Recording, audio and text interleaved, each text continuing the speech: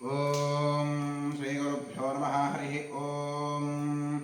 आगमात्सन्तु देवानाङ्गमनात्सन्तु रक्षतां कुरुघण्टारवन्नित्यं देवता स्वादलाञ्छनम् एष रक्षोहर श्रीमान् प्रभासविलासः अनेन घण्टामुद्धत्तवादनेताम्रोहरम् देहो देवालयः प्रोक्तो जीवो देवः सदाशिवः तदेज्ञानन्माद्यं सोऽहं भावेन पूजयेत् उत्तप्तोज्ज्वलकान्तरेररजितं तुङ्गाङ्गरङ्गस्थलं शुद्धस्फाटिकवृत्तिका विलसते स्तम्भैश्चैवीषुभिः द्वारैश्चामरतनाजकशिते शोभावीमण्डितैः तत्रान्नीरविचित्रसङ्कल्पैः प्रोद्भासते स्वस्यैः उत्तारालविलम्बरमण्टपविदेवद्रेष्टभोपानकैः नानारत्नविलम्बितेश्च कलशैरत्यन्तशोभावकं माणिक्योज्ज्वलदीपदीप्तिरचिते लक्ष्मीविलासात्मं ध्यायेन्मण्टपवर्तने शोरहे एवं सार्गामण्टपं ध्यात्वा द्वारपालकपूजां करिष्ये ॐ पूर्वद्वारे द्वारक्षीमाधात्रे ममिधात्रे वः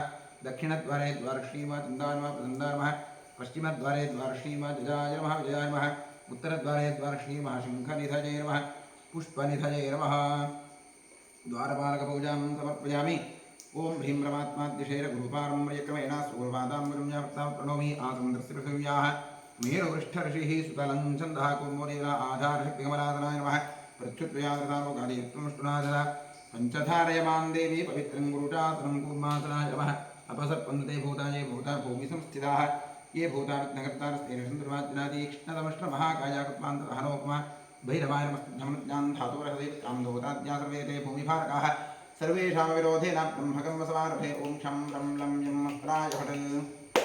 ॐ गुरुभ्यो नमः गङ्गणपतये पदं दुर्गाजीमाक्षं क्षेत्रमालान्मसं सरस्वतीमां परमात्मने नमस्य ब्रह्मर्षेः दैवे गायत्री छन्दः ब्रह्म परमात्मा देवता प्राणायामे योगः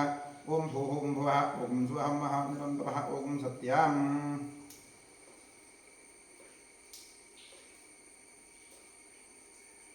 ओमापो ज्योतिर्वं ब्रह्मो भुवस्वरों ॐ नमो नारायणाय गंगाद्या सर्वतीर्था सन्निहिता सन्तोषी गंगे श्रीभागीरथी तच्छन्यो रामेवः गातुं ज्ञाजा गातुं यज्ञपदैरेवि स्वस्तिरस्पुनः ब्रह्माभेद्भः ऊर्ध्वन्दिगातुभय शतमन्नो सुपदयः शञ्चतुष्पदय ॐ शान्तिः आत्महरियशुद्धश्लोकलहात्मं करिष्ये गंगे च यमुने चैव गोदावरी सरस्वती नर्मदे सिन्धु कावेरी तदेस्मिन् सन्निधिं कुरुकुलः देवताभ्यो ध्यान आवाहनादि षोडशोपचार पूजा समर्पयामि स्वदक्षिणदिग्भागे भूमौ चतुरस्रमण्डलं कृत्वा व्यापकमण्डलाय नमः इति सम्पूज्य प्रक्षालितमाधारं शङ्खं निधाय ॐ इति प्रणवेन जलमापूर्य शङ्खाय नमः चक्राय नमः क्षं ऋषिभवाठं प्रदीप्त्वा शङ्खं चन्द्रार्कदैवत्यं मध्ये ब्रह्मदेवतापृष्ठे प्रजापतिस्तत्र अग्रे गङ्गा सरस्वती पञ्चविंशाभ्यः पद्मगर्भादीभिः तन्नशङ्खप्रभोजा अधपञ्चविंशाभ्यः तन्नशङ्खप्रभोजा अधपञ्चविंशाभ्यः पद्मगर्भादीभिः तन्नशङ्खप्रभोजा अशङ्करेत्थं कलशोदके निक्षिप्य देवस्य मूर्तिस्त्र प्रोक्षा ऊजोपकरणं प्रोक्षा आत्मानं प्रोक्षा शङ्खपद्यस्य तन्तोजं भ्रावितं तेजवोपरि अङ्गलग्नमनुष्याणां ब्रह्महत्यायुतं दहेत् आत्मने नमः अन्तरात्मने परमात्मने नमः गन्धपुष्पाक्षरधूपदीपदीपे नमस्कारादि सर्वोपचारपूजा समर्पयामि ॐ भूदीपदेवीरूपस्त्वं कर्मसाक्षीः विघ्नकृत यावत् कर्मसमाप्तिः स्यात् तावत् सुचिरो भव दीपाधारयन्त्रा नमः महालक्ष्मी नमः षोडशोपचारपूजा समर्पयामि ॐ करिष्यमाणकर्मणः निर्विघ्नेन परिसमाप्त्यर्थं श्रीमहागणपतिप्रसादसिद्ध्यर्थं महागणपतिपूजां करिष्ये ॐ हस्ते उवाक्षरां गृहीत्वा गणपतिं ध्यायेत् ॐ गणानां त्वा गणपतिं भवामहे कं येन उपस्वस्त्वं ज्येष्ठदानं ब्रह्मणस्पदः आनश्वन्नोतिरसीधानम् ॐ भूर्भुवस्वरों श्रीमन्महागणाधीश्वरम् आवाहयामि आवाहितमहागणाधीश्वराय नमः पूजां करिष्ये ॐ सुमुखाय नमः एकदन्ताय नमः कपिलाय नमः गजकर्णकाय नमः लम्बोदराय नमः विकटाय नमः विघ्नराजाय नमः गणाधिपाय नमः धूम्रकेतवे नमः गणाध्यक्षाय नमः फालचन्द्राय नमः गजाननाय नमः महागणपतये नमः द्वादशनां पूजां समर्पयामि ध्यानं समर्पयामि आवाहनं समर्पयामि पाद्यं समर्पयामि अर्घ्यं समर्पयामि आचमनीं समर्पयामि स्नानं समर्पयामि वस्त्रं समर्पयामि उपवीतं समर्पयामि आवरणं समर्पयामि गन्धपुष्पाक्षरां समर्पयामि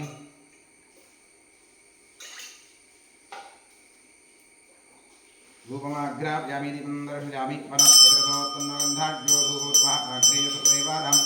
धूपोऽयं प्रतिगृह्यतां धूपमाग्रापयामि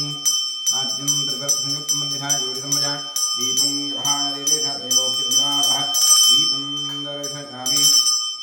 नैवेद्यार्थे विश्वामित्रऋषिः गायत्री छन्दसंहिता देवता तत्सर्गवरे मृगो देवश्रीं हि योजो शौर्यादक्षं भव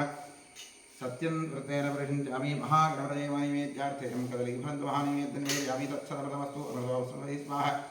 ओम प्राणाय स्वाहा उपानाय स्वाहा ज्ञानाय स्वाहा दानाय स्वाहा स्वाहानाय स्वाहा महे स्वाहा कृपया प्रतिरक्षितां देवदेवदेवानीं समर्पयामि समर्पित कदलीफलं महानैवेद्यं विसर्जयामि तृप्तिरस्तु नीराजनयोगः नीराजनार्थिपुष्पाक्षरां समर्पयामि सकलाराधनैः स्मर्चितमस्तु क्षेत्रस्याधिगं प्रार्थयेत् क्षेत्रस्य प्रतिनामजगं हिते देवदिनामते रामश्वं पोषयत्वानुरोणादिगृहे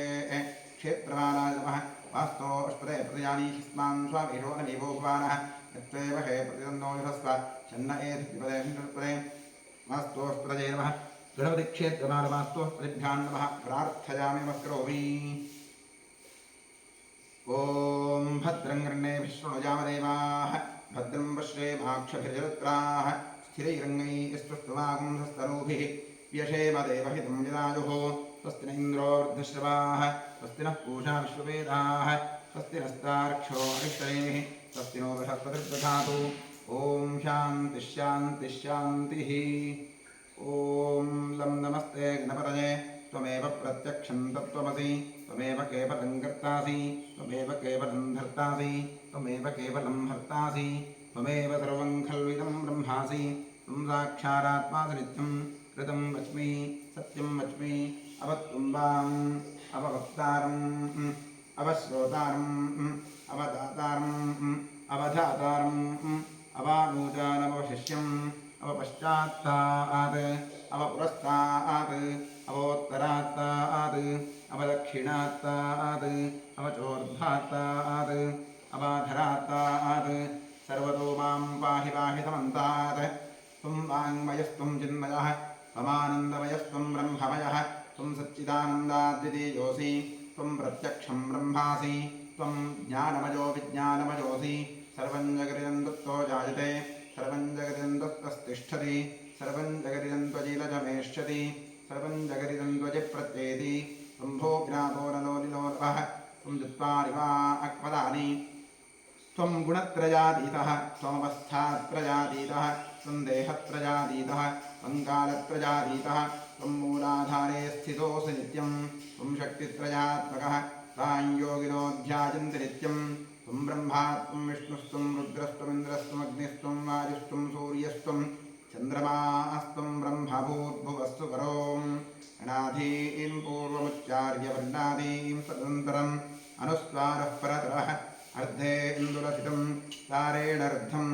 एतत्त्वमनुस्वरूपम् ऋकारः पूर्वरूपम् अकारो मध्यमरूपम् अनुस्वारश्चान्तरूपम् इन्दुरुत्तररूपम् नादः सन्धानम् संहितासन्धिः सैषा गणेशविद्या गणकर्षिः यजुर्गायत्री छन्दः श्रीमन्महागणपतिर्देवता ॐ गं गणपतये नमः एकदन्ताय विद्महे वक्रतुण्डाय धीमहि तन्नो दन्तिः प्रचोदयात् एकदन्तं चतुर्हस्तं पाशवङ्कुशधारिणं तदञ्जवरदं हस्तैर्बिभ्राणं भूषगध्वजं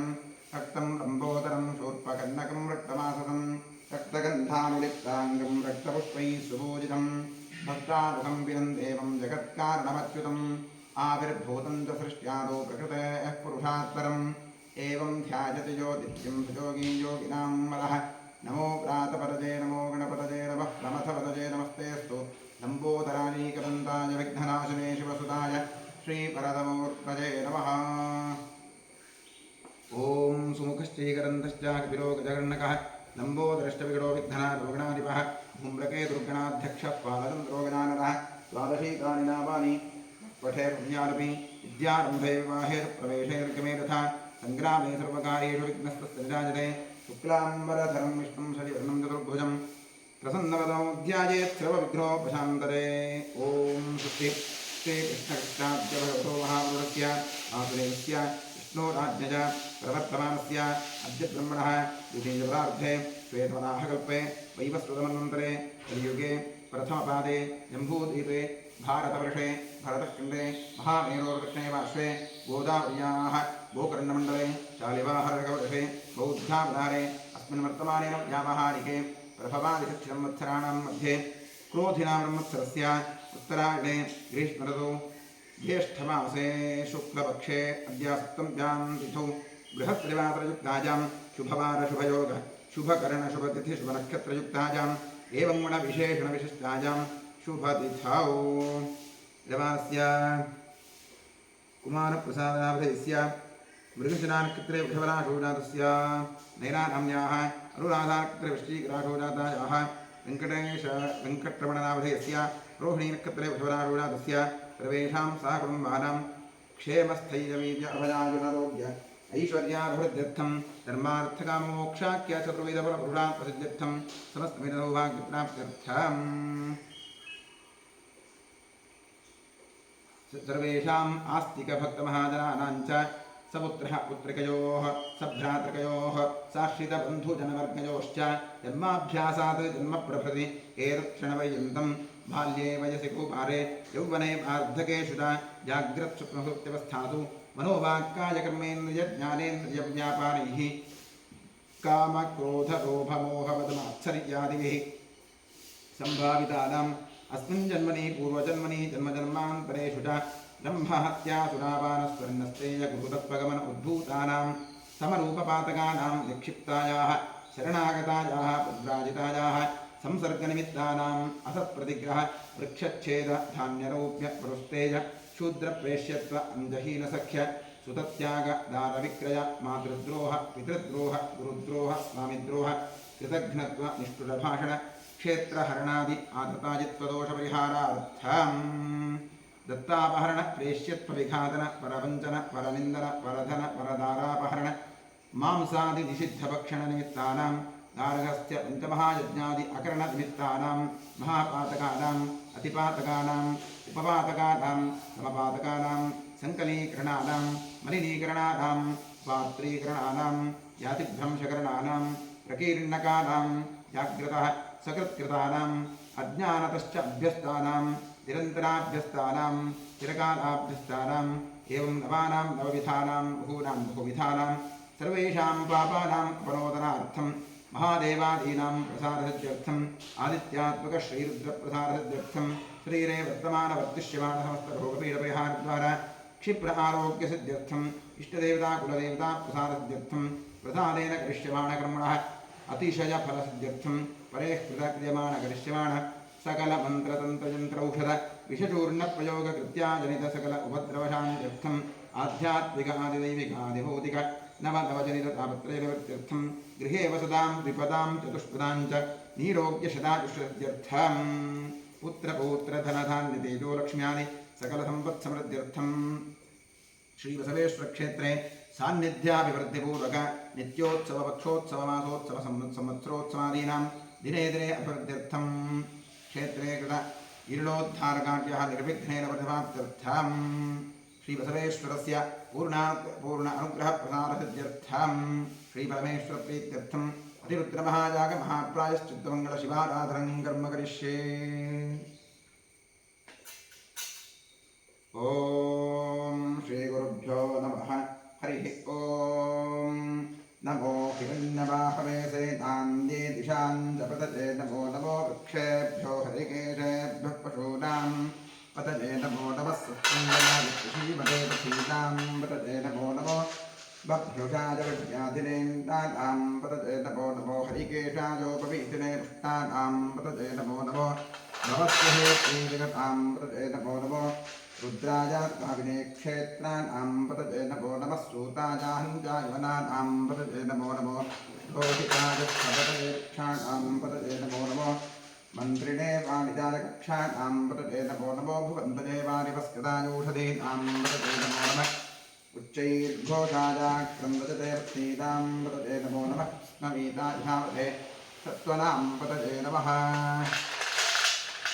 नमः सहमानाय व्याधिन आव्याधिनीनां पतजे नमो नमः ककुभाय निषङ्गिणे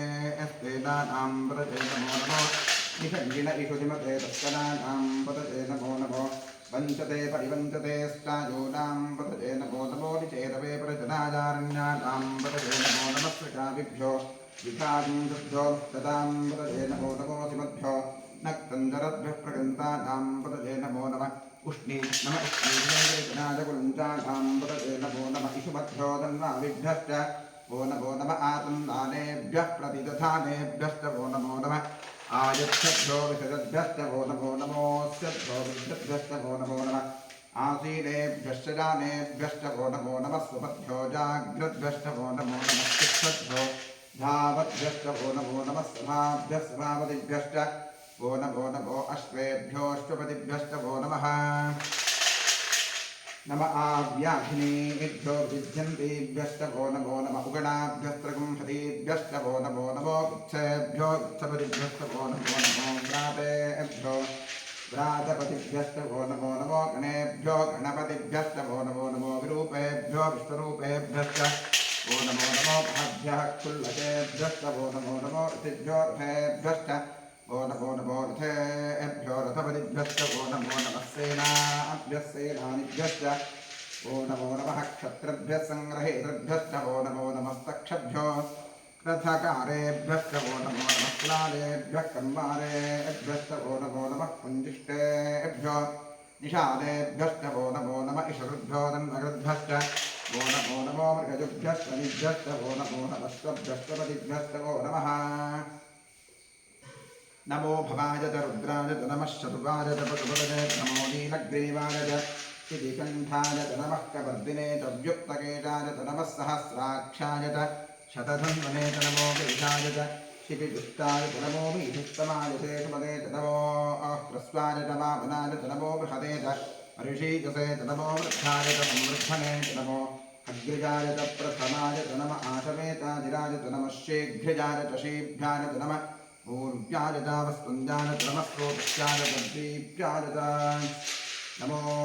ज्येष्ठाय च कनिष्ठाय च नमः पूर्वजाय च परजाय च नमो मध्यमाय च पटुभ्याय च नमो जघन्याय च बुद्धिजाय च नमः सोऽभ्याय च प्रतिसर्याय च नमो याम्याय च क्षेम्याय च नमः उर्वर्याय च खल्याय च नमः श्लोक्याय च वसाम्याय च नमो पन्याय च कक्ष्याय च नमः श्रवाय च प्रतिश्रवाय च नमः आशुषेणाय च आशुरथाय च नमः शूराय च वभिन्दते च नमो वन्मिने च वरूथिने च नमो बिल्लिने च वचने च नमः श्रुताय च श्रुतसेनाय च नमो दुन्दुभ्याय च हनुजाय च नमो धुष्णवे च प्रवृषाय च नमो दूताय च प्रहिताय च नमो निषङ्गिने च सुनिमते च नमस्तीक्ष्णेशवेटायुधने च नमः स्वायुधाय च सुधन्वने च नमः सृष्ट्याय च वत्साय च नमः कात्याय च दीप्याय च नमः सूर्याय च सरस्याय च नमो नाद्याय च वैशन्ताय च नमः कूप्याय च अर्च्याय च नमो वर्षाय च वर्ष्याय च नमो मेघ्याय च विद्युत्याय च नमः ईध्युजाय च तप्याय च नमो वात्याय च रेश्मिजाय च नमो वास्तुजाय च वास्तुवाय च नमः सोमाय च रुद्राय च नमस्ताम्राय च अरुणाय च नमः शङ्गाय च पशुपतये च नमः उग्राय च भीमाय च नमो अग्रेवधाय च दूरेभ्याय च नमो हन्त्रे हनीयसे च नमो वृक्षेभ्यो हरिकेशेभ्यो नमस्काराय नमः शम्भवे च मयोभवे च नमः शङ्कराय च मयस्कराय च नमः शिवाय च शिवतराय च नमस्तीर्थ्याय च कोल्याय च नमः पाह्याय च भाह्याय च नमः प्रतरणाय चोत्तरणाय च नमः आताद्याय च आद्याय च नमः शश्वाय च भेन्याय च नमः शिवस्याय च प्रवाह्याय च नमः इरञ्जाय च प्रपथ्याय च नमः किगुंशिलाय च क्षयणाय च नमः कवर्दिने च पुरस्तजे च नमो गोष्ठ्याय च यह्याय च नमः स्तुत्याय च गेह्याय च नमः कात्याय च श्रेष्ठाय च नमो हृदयाय च निवेष्ठ्याय च नमः पागुंसव्याय च रजस्याय च नमः शुच्याय च हरित्याय च नमो लोप्याय चोत्याय च नमः ऊर्जाय च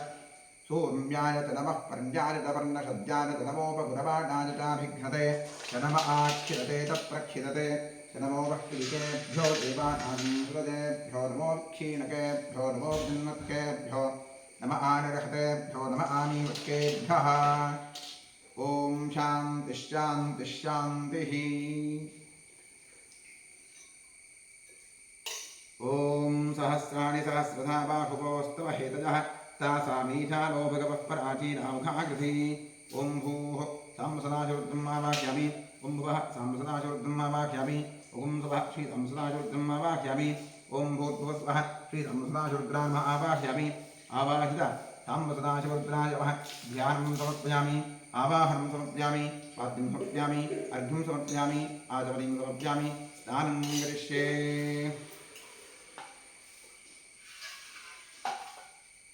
ॐ नमो भगवते हरिः ॐ नमस्ते रुद्रमञ्जपतो दशवे नमः नमस्ते अस्तुन्मने बाहुभ्यासुरे नमः यात इषुः शिवतमा शिवं बभूवते धनुः शिवा सर्व्या जातवतजानो रुद्रणया याते रुद्रशिवातनोरथोरापापगासिनी सजानस्तनुवाचन्तमया गिरिशन्ताभिराकशीः यामेषुं गिरिशन्तहस्तेव परिषस्तवे शिवाङ्गिरित्यतां कुरुमाहिकुं श्रीपुरुषं जगत् शिवेन वदसा त्वागिरिशाच्छावदामसि यथा निःसर्वविज्जगदलक्ष्मकं सुमना असत् अध्यवोचदधिवक्ता प्रथमो देव्योऽभ्यग अहेगश्च सर्वा अञ्जम्भजं सर्वाश्च जातुधान्यः असौ यस्ताम्रो अरुण उत बभ्रस्तु मङ्गलः ये ते पाकं रुद्रा अभितो दिक्षुषिताः सहस्रो वै रागुम्भेद इमहे असौ यो सर्पतिनीलग्रीवो विलोहितः उदैनं गोपा अदृशन्नदृशन्नदहार्यः उदैनं विश्वाभूता निरदृष्टो प्रजातितः नमो अस्तु नीलग्रीवाय सहस्राख्याय वीरुषे अथो ये अस्तिरस्ता दोहन्तेभ्यो करन्नवः प्रमुञ्चधन्वदस्त्वभुभयोदात्मजोर्याम् याश्च ते हस्तैषवः पदाता भगवोमुखः अवतत्यधनुस्त्वकं सहस्राक्षसते शुभे निकीर्यशल्यानां मुखा शिवोदस्तुमनाभव विद्यन्धरः कपर्दिनो विशन्तो बाणमागुं कृता अनेकं नस्तेषव आभुरस्य निषङ्गतिः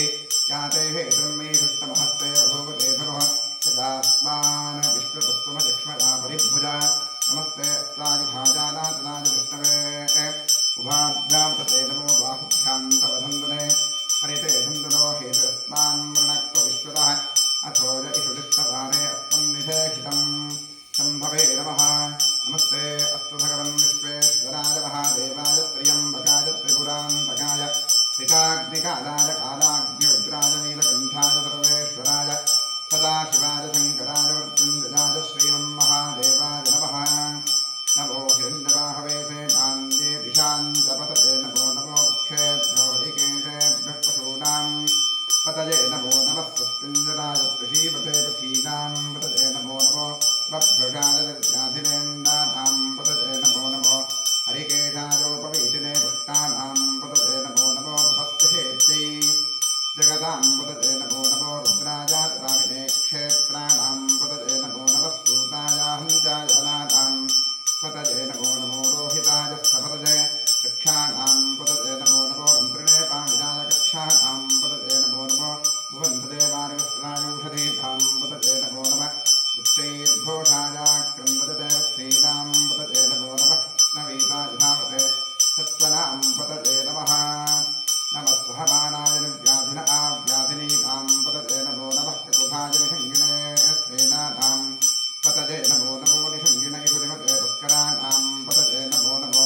वञ्चते परिवञ्चते स्यायूनां पतये नमो नमो निषेदवे परिजनायारण्यानां पतये नमो नमः सकाभिभ्यो इषागुंभ्यो विष्टदां पतये नमो नमो शिवभ्यो नक्तञ्जलभ्यः प्रकन्तानां पतये नमो नमः पुष्णीषणे गिरिजनादिकुञ्जानां पतये नमो नमः इषुमभ्यो नन्वाभिभ्यश्च वो नमो नमः आनन्दानेभ्यः प्रतिदधानेभ्यश्च वो नमो नमः आयच्छद्भ्यो विशेषद्भ्यश्च वो नमो नमोऽस्यद्भ्यो विद्यद्भ्यश्च वो नमो नमः आसीनेभ्यश्च दानेभ्यश्च वो नमो नमः स्वपद्भ्यो जाग्रद्भ्यश्च वो नमो नमः तिष्ठद्भ्यो धावद्भ्यश्च वो नमो नमः सभाभ्यः सभापतिभ्यश्च वो नमो नमो अश्वेभ्यो अश्वपतिभ्यश्च वो नमः नमो भवाय च रुद्राय च नमः सर्वाय च पशुपतये च नमो नीलग्रीवाय च श्रीकण्ठाय च नमः नम आव्याधिनेभ्यो विद्यन्तेभ्यश्च वो नमो नमः उगणाभ्यस्त्रकुंभतेभ्यश्च वो नमो नमो वत्सेभ्यो गृच्छपतिभ्यश्च वो नमो नमो व्रातेभ्यो व्रातपतिभ्यश्च वो नमो नमो गणेभ्यो गणपतिभ्यश्च वो नमो नमो विरूपेभ्यो विश्वरूपेभ्यश्च वो नमो नमो महद्भ्याक्षुल्लकेभ्यश्च वो नमो नमो रथिभ्यो रथेभ्यश्च वो नमो नमो रथेभ्यो रथपतिभ्यश्च वो नमो नमस्तेनाभ्यस्तेनानिभ्यश्च वो नमो नमः क्षत्रिभ्यस्सङ्ग्रहेतुभ्यश्च वो नमो नमस्तक्षभ्यो रथकारेभ्यश्च वो नमो नमः कुलालेभ्यः कम्बारेभ्यश्च वो नमो नमः कुञ्जिष्टेभ्यो निषादेभ्यश्च वो नमो नमः ईशोकृभ्यो तन्मकृभ्यश्च वो नमो नमो मृगजुभ्यस्मनिभ्यश्च वो नमो नमस्तभ्यस्तपतिभ्यश्च वो नमः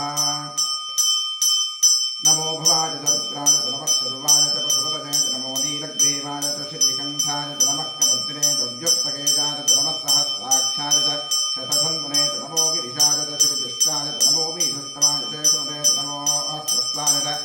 वामनाय नमो बृहते वरुषीयते नमो वृद्धाय समृद्धने नमो अग्रिजाय प्रथमाय नमः आशवेताजिराय नमः शीघ्रजाय शीघ्राय नमः ऊर्जाय वस्त्रुञ्जाय नमः स्रोतस्याय दीप्याय नमो ज्येष्ठाय कनिष्ठाय नमः पूर्वजाय प्रजाय नमो मध्यमाय पकल्पाय नमो जघन्याय बुद्धियाय नमः श्लोभ्याय प्रतिसर्याय नमो याम्याय दक्षेम्याय नमः पूर्वर्याय दखल्याय नमः श्लोक्याय नावधाम्याय नमो विद्याय कक्ष्याय नमः श्रवाय प्रतिश्रवाय नमः आशुषेणाय आशुषाय नमः शूराय वहिन्दते नमो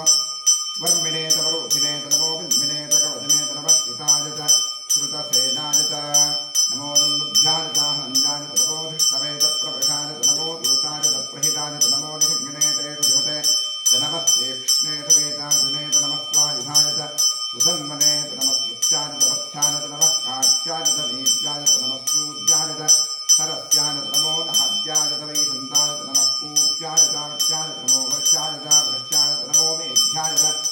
विद्युत्याय नम एभ्यजाय चात्याय नमो वात्याय रेश्मिनाय नमो वास्तव्याय वास्तुवाय नमस्तोमाय रुद्राय नमः ताम्राय रुणाय नमः शृङ्गाय पशुपतये नमः उग्राय भीमाय नमो अग्रे वधाय दूरे वधाय नमो हन्त्रे हनीयते नमो क्षेभ्यो हरिकेतेभ्यो नमस्ताराय नमः शम्भवे जोभवे नमः शङ्कराय मयस्कराय नमः शिवाय शिवतराय नमस्तीर्थ्याय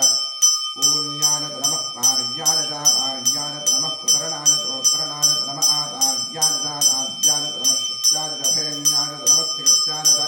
प्रभाख्याय नम इरञ्जाय प्रवध्याय नमः किगुंशिलाय दक्षिणाय नमः कवर्धने तपस्पदे नमो गोष्ठ्याय कृत्याय नमस्तल्प्याय गेष्ट्याय नमः काट्याय कक्वरेष्ठाय नमो अकृतज्ञाय निवेष्ठाय नमः पागुंभुव्याय रदस्याय नमः शुष्याय हृत्याय नमो लोप्याय लोलप्याय नमः ऊर्जाय सोर्जाय नमः पर्याय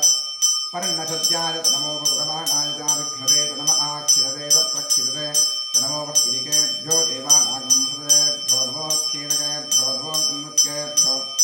नमः आनिरहतेभ्यो नमः आमीर्केभ्यः द्रापे अन्धतस्पदे दरिद्रन्दीरलोहिता येषां पुरुषाणाम् येषां पटूनाम् आभेर्मा रोमो येषां किञ्चनावद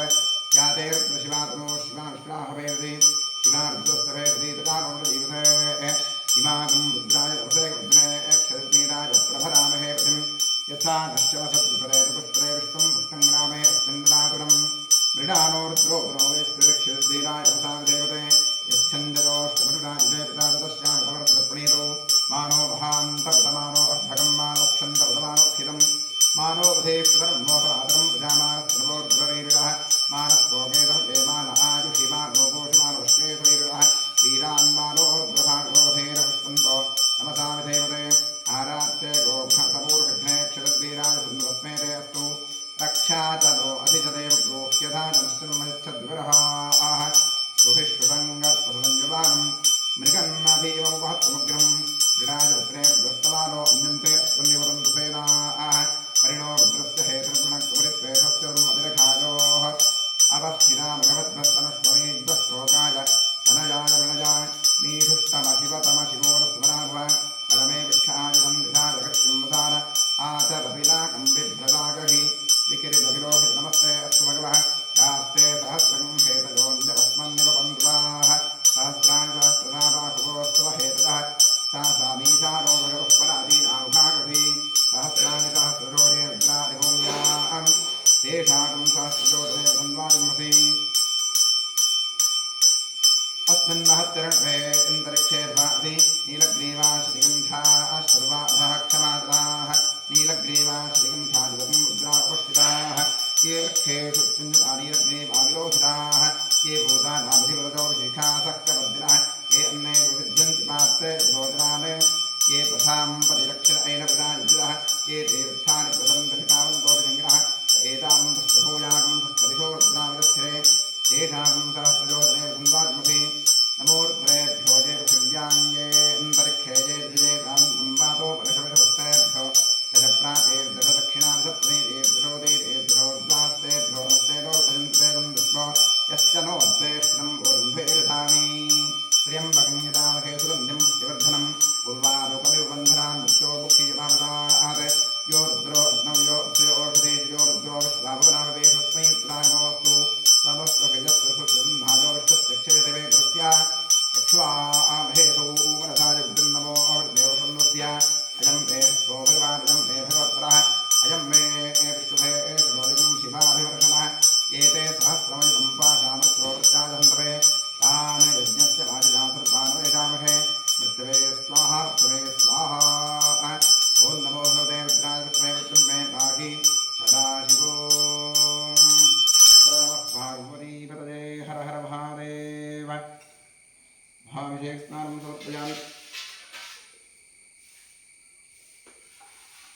वस्त्राणि पीपथाथेयोर्चित्रामन्दोदुर्गाः अवादिरतवता विश्वा आरते मुद्रावणाशदेथे वस्त्रयुग्मं समर्पयामि अन्धद्वारान्ध्रालशान्तिपुष्टाङ्गीणीम् ईश्वरीकं सर्वभूतानां तामिहोपवेश्यम् अन्धां धारयामि अर्चित प्रार्चित प्रजमेधा सोऽर्चिता चन्दपुत्रिका पदवर्णधृष्णर्चिता अक्षतां समर्पयामि आचरेतपरागौर्वारोहं पुष्पणेः क्षदाश्च पुण्डरीकाणि रुद्रस्य गृहा इमे पुष्पाणि च समर्पयामि नमः पूजां करिष्ये ओम आवाजी नमः ओम ज्येष्ठाय नमः ओम रौद्री नमः ओम काली नमः ओम करविकर्णी नमः ओम करविकल्नी नमः ओम बलप्रमथन्नी नमः मनोन्मन्ये नमः नवशक्तिपूजां समर्पयामि ओम नमो भगवते सर्वभूतात्मने सकलगुणशक्तियुक्ताय योगाय योगपद्मपीठात्मने नमः सुवर्णपीठं कल्पयामि स्वात्मसमस्तवचं शुद्धं त्वामद्य परमेश्वर अरण्याविवहव्याशं मूर्त्या आवाहयाम्यहम् ओम भूर्भुवस्वरों सशक्तिसाङ्गसायुधसमाहर समरिवान सर्वालङ्कारभूषित श्री साम्सदाशिवग्रामः ओम भूर्भुवस्वरों आवाहयामि आवाहितोपवासमस्थापितोपवासनिरुद्धोपवन्दितोपवदेगणोपव्याप्तोपव सुप्रसन्नप्रदोपवाक्यमस्वासान्निध्यं गुरु ओम तत्पुरुषाज्ञः महादेवादिमहि तन्नोर्द्रप्रचोदयात् इदमर्घ्यमिदमर्घ्यं वामदेवऋषि तिष्ठन्तः सदाशिवरुद्रो देवता ओम विभ्रद्दोर्भिकुठारं मृगभजवरो सुप्रसन्नो महेशः ज्ञानालङ्कारदीप्तं सरस्वतीलयो व्याघ्रजन्मात्तमासाः तेजोक्तापरागावृतसविताः पञ्चवक्त्रः त्र्यक्षकोटिरकोटिघटितदुर्गतोच्चष्करोत्तुङ्गमूलिः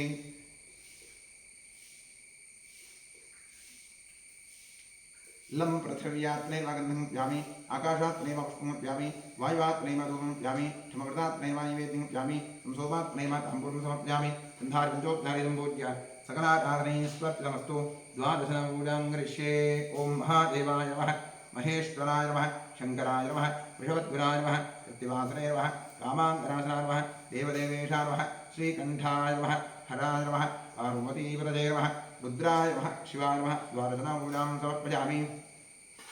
महागणाधीश्वरामध्यान्मावाहन्माघ्राभ्यामि दीपं दर्शयामि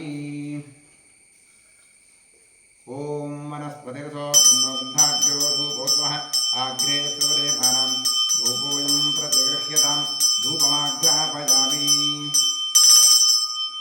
सार्जन्द्रवत्संयुक्तमञ्जनायोजितं मया दीपं ग्रहाण देवेश त्रयोक्यभिरापः बुद्धिस्तस्वनारवेदोभ्यं नरब्रह्म पशोगस्तमह्यवावः दीपनन्ददिशो दिशा दीपं दर्शयामि नैवेद्यार्थे ओम विश्वाक्षरऋषिः गायत्री छन्दस्विता देवता तत्सवितुर्वरेण्यं भर्गो देवश्रीभिः धियो यो नः प्रचोदयात् इत्थम् अमृती भव सत्यं त्वत्तेरप्रशञ्चामि महागणाधीश्वराय नमः श्रीसम्बुद्धाशरुद्राय नमः नैवेद्यार्थेयं नालिकेरकण्डं च कदलीफलं च लाजकुटं च महानिवेद्यं निवेदयामि तत्सदमस्तु अमृतोत्सवसी स्वाहा ओम प्राणाय स्वाहा ओम पानाय स्वाहा ओम ज्ञानाय स्वाहा ओम दानाय स्वाहा ओम समानाय स्वाहा ओम ब्रह्मणे स्वाहा कृपया प्रगृह्यतां मध्ये मध्ये अमृतपानीयं समर्पयामि समर्पिता नालिके कण्डन्दकदलीफलं च लाजकुटं च महानिवेद्यं विसर्जयामि तृप्तिरस्तु भूतरामतृप्तिरस्तु सकलाराधन ईश्वरस्तु अधिकपुण्यफलप्राप्त्यर्थे वेदोक्तकर्पूरमङ्गलनीराजने नियोगः ओम सद्यो जातं प्रपद्यामि सद्यो जाताय मे नमो नमः भवे भवेनादिभवे भवस्त्वमां भवोद्भवाय नमः वामदेवाय नमो ज्येष्ठाय नमः श्रेष्ठाय नमो रुद्राय नमः कालाय नमः कविगणाय नमो बलविगणाय नमो नमो बलप्रमथनाय नमः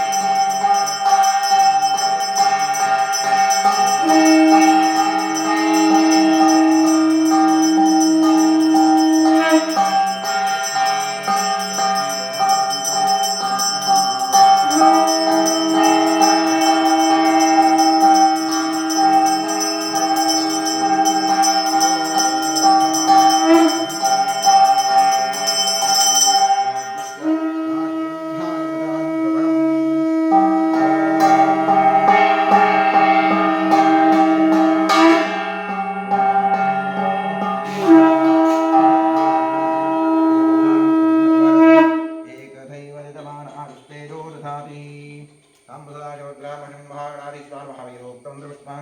कर्पूरमङ्गलनीराजनं दर्शयामि। ॐ गणानां त्वा गणपतिं भवामहे कविं कवीनां उपमश्रवस्तं ज्येष्ठदानं ब्रह्मणां ब्रह्मणस्पद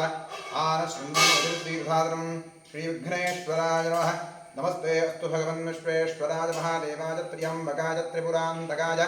त्रिकाग्निकालाय कालाग्निरुद्राय नीलकण्ठाय मृत्युञ्जयाय सर्वेश्वराय सदाशिवाय शङ्कराय मृत्युञ्जयाय श्रीमन्महादेवाय नमः। राजाधिराजाय प्रसख्यसाहिने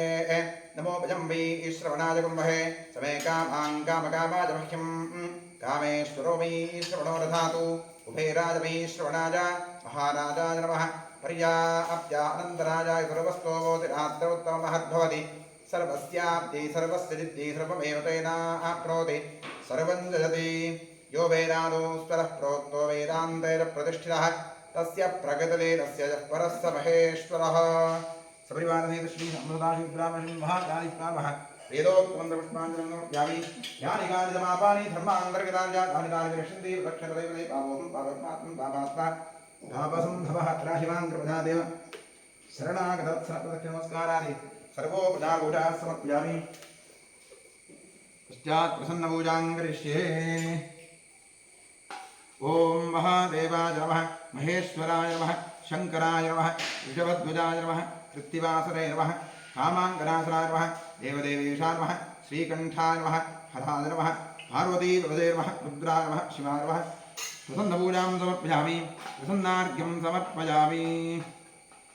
सुमुखाय नमः, एकदन्ताय नमः, कपिलाय नमः, गजकर्णकाय नमः, लम्बोदराय नमः, विकटाय नमः, विघ्नराजाय नमः, गणाधिपाय नमः, धूम्रकेतवे नमः, गणाध्यक्षाय नमः, फालचन्द्राय नमः, गजाननाय नमः। महागणपते प्रसन्नपूजाप्रसन्नार्थं समर्पयामि। यस्य स्मृत्यादिना मुक्त्या पूजादिक्रियादिषु न्यूनं सम्पूर्णताञ्याति सद्यो वन्दे तवच्युताम्। इतः पूर्वं प्राणबुद्धिदेहधर्माधिकारतः याग्रत्स्वप्नसुप्तिवस्थातु मनसा वाचा कर्मणास्ताभ्यां बुद्ध्यामुदयनिष्ठाय स्कृतं यत्कृतं यद्दत्तं यदुक्तं यदाचरितं तत्सर्वं ब्रह्मार्पणं भवतु। कायेन वाचा प्रसेन्द्रियैवाध्यात्मना वा प्रकृते स्वभावात् करोमि यद्यत् सकलं परस्मै सदाशिवायेति समर्पयामि। अनेन मङ्गलशिवाराधनकर्मणा श्रीपरमेश्वरः प्रीयतां तत्सद्ब्रह्मार्पणं भवतु। ॐ स्वस्ति श्रद्धां मेधां यशप्रज्ञां विद्यां बुद्धिं श्रियं बलम् आयुष्यं देयमानोग्यं देहिमे परमेश्वर प्रसीद प्रसादां देहि सुप्रसादो अस्तु। ॐ इडादेवहोर्मनुर्यज्ञनेर्बृहस्पतिरुक्थामदानिषगं सृजद्विश्वे देवासूक्तवाचः पृथिवीमादम्बामाहिकं तेर्मधुमनिष्ये मधुजनिष्ये मधुभक्ष्यामि मधुमदिष्यामि मधुमतीं देवेभ्यो वाचमुद्यासं शुश्रूषेण्यां मनुष्येभ्यस्तं मा देवा अवन्तु शोभायै पितरोर्वदन्तु। ॐ शान्तिः शान्तिः शान्तिः। हरिः ॐ।